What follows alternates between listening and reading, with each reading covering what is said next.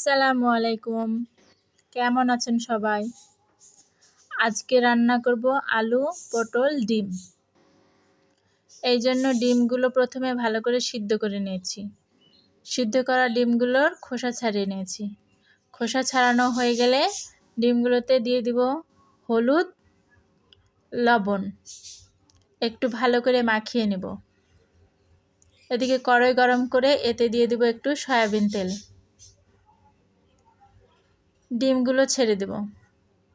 একটু নেড়ে চেড়ে ডিমগুলো ভালো করে ভেজে নেব। ডিমগুলো ভাজা হয়ে গেলে তুলে রাখবো।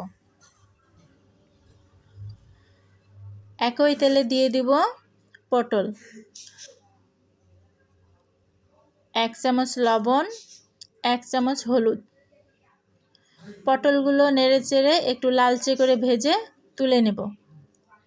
ওই একই তেলে দিয়ে দিব 2টা আলু, একটু বড় বড় পিস করে কাটা।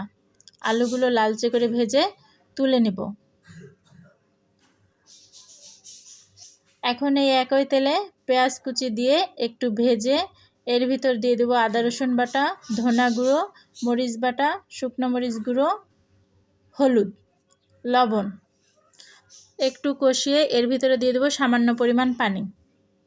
পানিগুলো দিয়ে মশলা একটু ভুনে তেল উপরে উঠে আসলে এর ভিতরে দিয়ে দেব আগে থেকে ভেজে রাখা আলু, পটল। সবগুলো একত্রে ভালো করে একটু কষিয়ে নেব। এরপর দিয়ে দিব 2 কাপ পরিমাণ পানি।